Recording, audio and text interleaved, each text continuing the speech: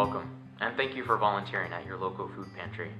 Keep in mind that although there are a number of tasks in order to distribute food at the food pantry, the most important effort is to provide a welcome, friendly, and accepting atmosphere. For example, visiting with guests, a smile, or a nod of understanding can really help make our guests feel welcome. Many families have fallen upon a rough patch and need a little more to get by. It should not be assumed that clients are irresponsible with their money. It is frequently an unexpected external reality or occurrence that sets a middle-class family into a rough situation. I think, average person, I remember for myself when I first started going to a soup kitchen in college, way back when. First time I went to the soup kitchen, I stayed in the kitchen and scrubbed pots and pans. Anybody knows me knows that that's not my default. I don't like to clean. But I was afraid of going out there with those people. And then I got more tired of scrubbing pots and pans than I was afraid of those people. So I went out and started serving and bringing the soup out to folks. And pretty soon I wasn't ever, quote unquote, working. I sat down and had soup and talked to folks because they were me.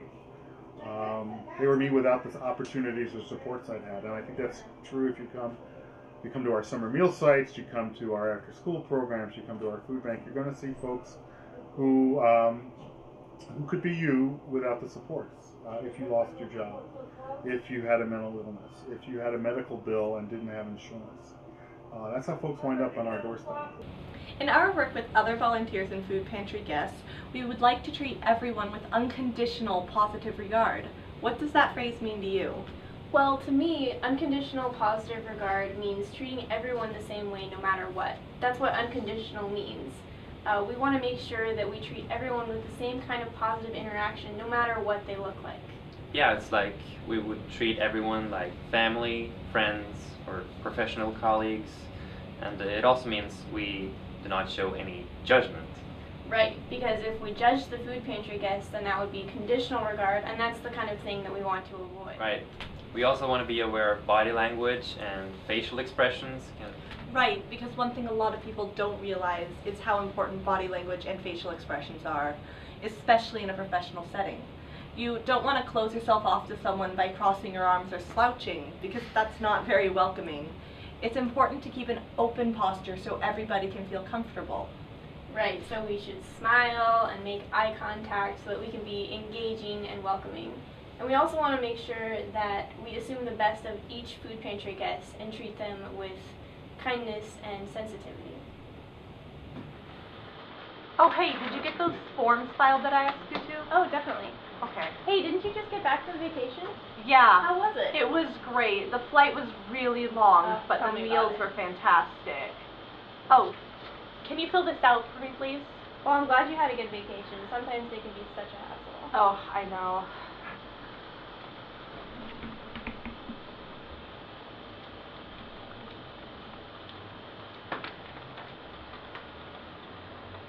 Eight people in your family, huh? Yeah, my brother's family is staying with us for a couple of months. Okay. Well, you can take this and head that way to go get your groceries. Okay.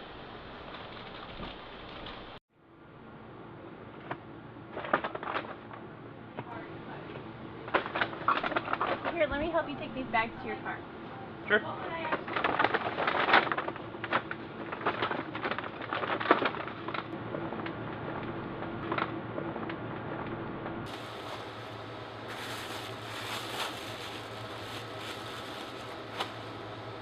Oh, that guy had a really nice car. It was way nicer than I was expecting. Yeah, a lot of people have nicer cars than I thought they would.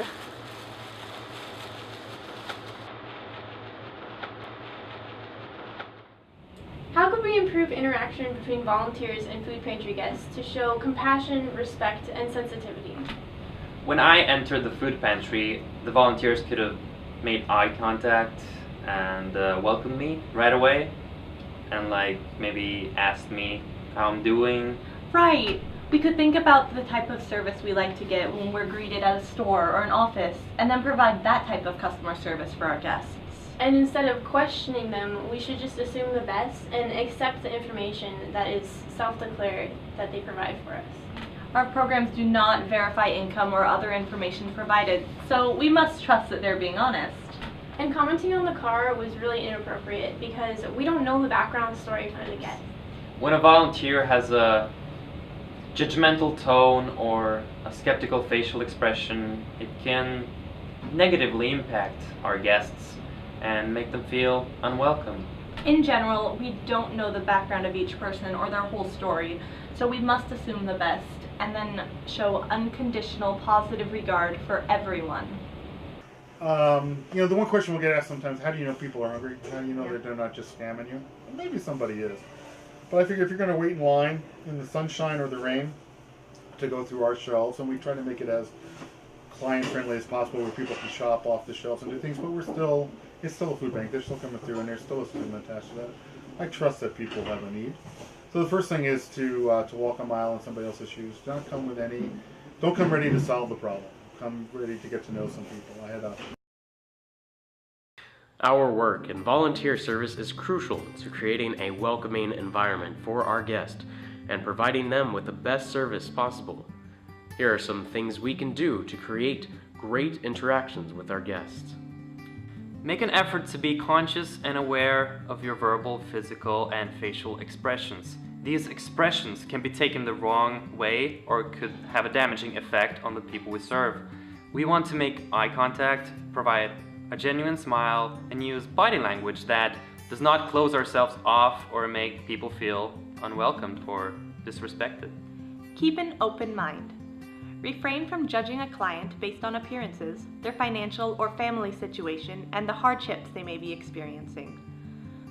This begins before we even enter the food pantry. We need to come to our volunteer shift prepared to be respectful and kind.